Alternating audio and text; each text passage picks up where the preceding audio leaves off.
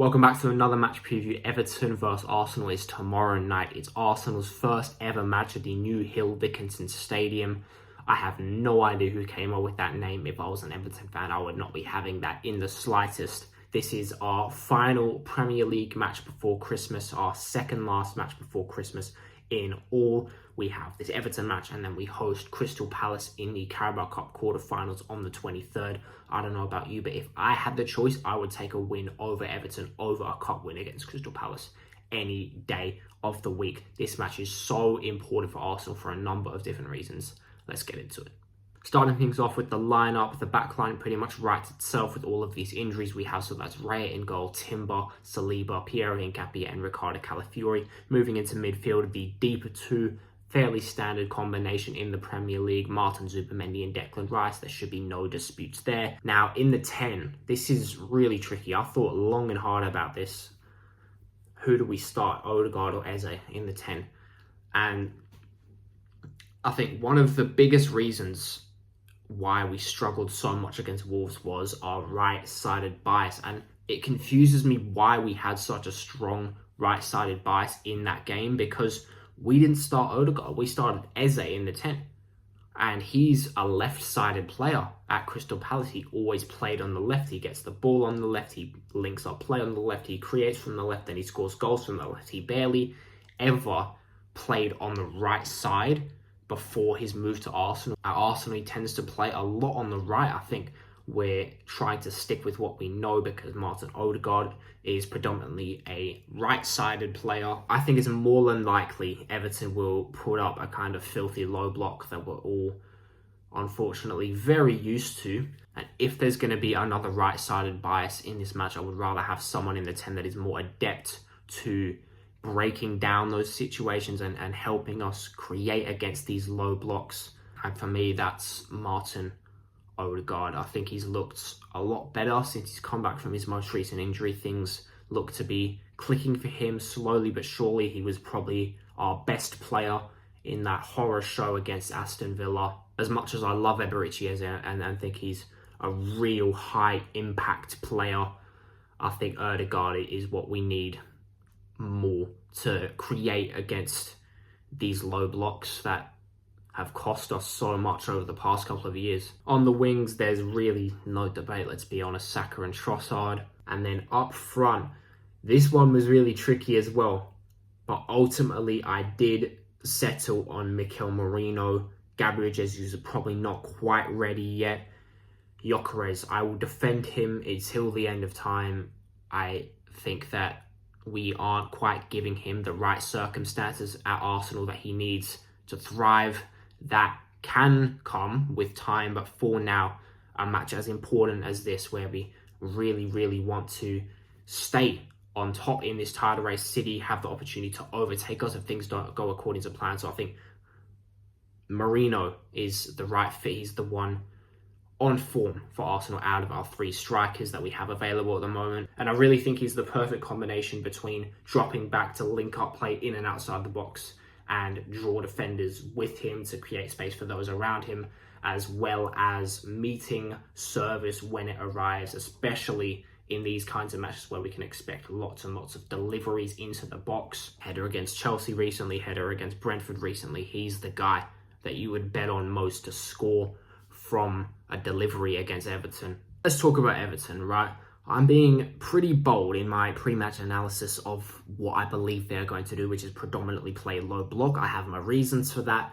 First of all, the cold hard statistics. In the Premier League this season, they have played 5 times against Big Six opposition, and in only one of those matches have they had more than 50% possession. That match was against Spurs, so not even taking the mick here.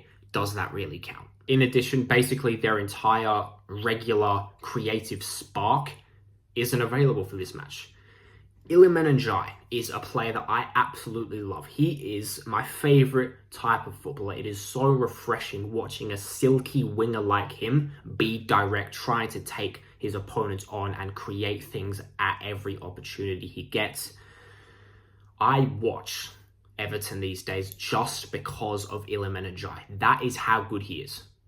Brilliant news for Arsenal. He's at AFCON, so we don't even have to worry about him. In addition, probably their second best attacker this season, Jack Grealish on loan from Man City. He's a doubt for this game, a massive doubt at that. As well, Kiernan Dewsbury-Hall, their best number 10, their best all-round creator, you would say. He's out until mid-January, so he is not in this match as well. They do still have players that will try to cause us problems. Just look at the predicted lineup here.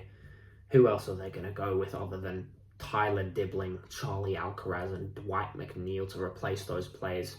Shiver me timbers. So Everton are kind of being forced into playing low block. Even when they had their best players fit, they predominantly played low block against us last season. My mind flashes back to that horrendous match at the Emirates where we must have had literally upwards of 70% possession. Someone said Martinelli should have walked out of that stadium in handcuffs. It was an absolute horror show. I do not want a repeat of that match in any way. We have to be better against, I wouldn't be surprised, an equally filthy low block against the same team just 1 year later, pretty much exactly 1 year later. Now, the reason I'm focusing so much on low blocks is because that Wolves game a week ago has put a sizable dent in my confidence in our ability to break down low blocks. I was not in the right headspace after that Wolves match to really properly vent my frustrations.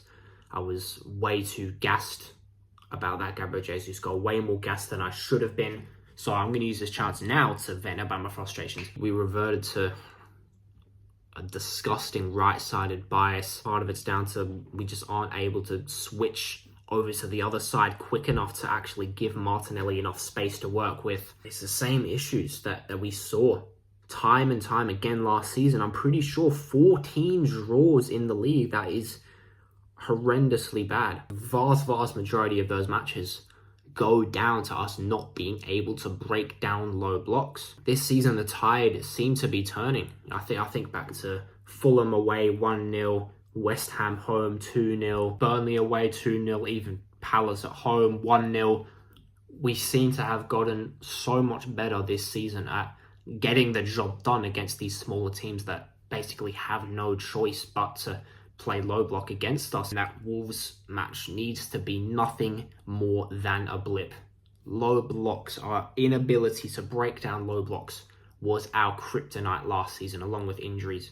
It cost us so dearly in the Premier League.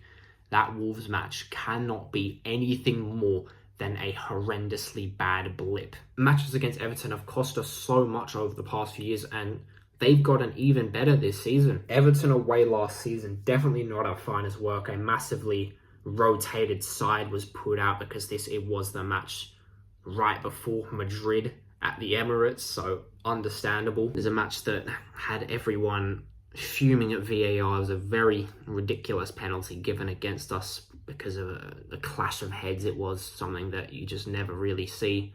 That's VAR for you. Ultimately, you can't really be too mad about that match back in April, but in previous years we can just never break down Everton.